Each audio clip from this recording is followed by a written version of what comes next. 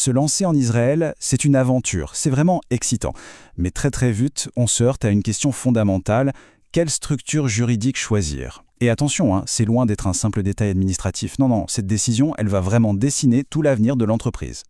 Comment on passe d'une simple idée, d'une étincelle, à une entreprise qui est solide, qui est capable de durer et de prospérer sur le long terme? C'est le grand défi de tout entrepreneur. Et la toute première pierre de cet édifice, c'est la structure juridique. Alors par où est-ce qu'on commence? Pour la plupart des entrepreneurs, en fait, le point de départ est presque toujours le même. C'est l'entreprise individuelle. L'OSEC Mourch, voilà le nom à retenir. C'est vraiment la structure par défaut la plus simple pour se lancer. On la choisit souvent parce qu'elle permet de démarrer vite sans se perdre dans des tonnes de paperasse. Son avantage principal, c'est simple, vraiment simple. Au début, l'entreprise et l'entrepreneur, fiscalement, c'est la même personne.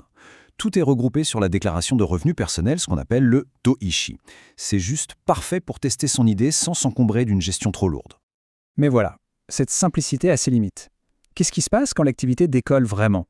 C'est souvent là que les ennuis commencent. Parce que le succès de l'entreprise individuelle peut, paradoxalement, devenir un piège. C'est le paradoxe de la croissance. Plus les revenus de l'entreprise augmentent, plus la pression fiscale s'alourdit, et souvent de manière exponentielle. Chaque nouveau succès rapproche d'un plafond, un seuil critique où l'imposition devient un véritable frein à la croissance.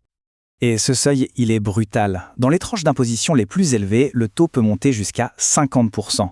C'est juste énorme. Ça veut dire que la moitié de chaque nouveau shekel gagné, part directement en impôts. Et voilà le moment décisif. D'un côté, une imposition personnelle qui peut grimper jusqu'à 50%, de l'autre, un taux fixe de 23% pour une société. L'écart est gigantesque. C'est souvent ce chiffre qui allume la petite lumière et qui pousse les entrepreneurs à revoir leur structure. Heureusement, face à ce mur fiscal, il y a une autre voie. Une structure qui, elle, est pensée pour la croissance. C'est la Hevra Ba'am. La Hevra Ba'am, c'est l'équivalent de notre SARL. L'idée de base, c'est qu'on crée une nouvelle personne, mais une personne juridique qui est complètement distincte de l'entrepreneur. L'entreprise a sa propre vie. C'est un vrai changement de dimension. Alors concrètement, qu'est-ce que ça change? Il y a 4 avantages majeurs. 4 points qui expliquent pourquoi cette structure est si prisée par les entreprises qui ont de l'ambition. Le premier, et c'est sans doute le plus important, la protection du patrimoine. En OSEC Mourché, il n'y a pas de séparation. Si l'entreprise a des dettes, c'est le patrimoine personnel de l'entrepreneur qui est en jeu. La Hevra Ba'am, au contraire, crée un véritable bouclier. Les biens personnels sont à l'abri.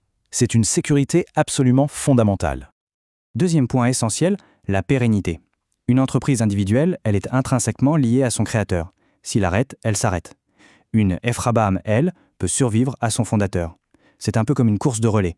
On peut passer le témoin à la génération suivante ou à un repreneur. D'ailleurs, cette transmission est pensée pour être simple. La propriété de l'entreprise est divisée en actions, un peu comme les parts d'un gâteau. Pour vendre, pour intégrer un nouvel associé ou pour préparer sa succession, il suffit de transférer ses actions. Tout est beaucoup plus fluide. Et enfin, dernier avantage, et pas des moindres, la crédibilité.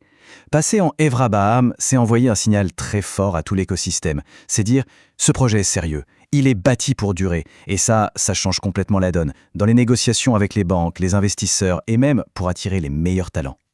Bien sûr, tout ça a une contrepartie. Une structure plus solide, plus puissante, ça implique aussi plus de contraintes. Il faut bien avoir en tête les coûts et les efforts supplémentaires que ça représente. Qu'est-ce que ça veut dire concrètement? Ça veut dire une comptabilité plus formelle, des frais d'enregistrement chaque année, des déclarations fiscales séparées pour l'entreprise. C'est pour ça que ce n'est pas forcément la solution pour tout le monde dès le départ. C'est vraiment une décision stratégique à prendre au bon moment. Au final, le choix entre OSEC Mourch et Hevra Ba'am, ça va bien au-delà d'une simple histoire de chiffres. C'est une question de fond sur l'ambition qu'on porte pour son projet.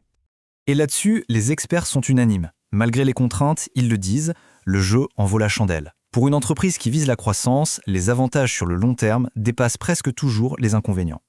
D'ailleurs, il suffit de regarder autour de soi. Les entreprises qui durent, qui grandissent, qui ont une certaine envergure, elles sont dans leur immense majorité des sociétés. C'est tout simplement le modèle standard de la réussite à grande échelle.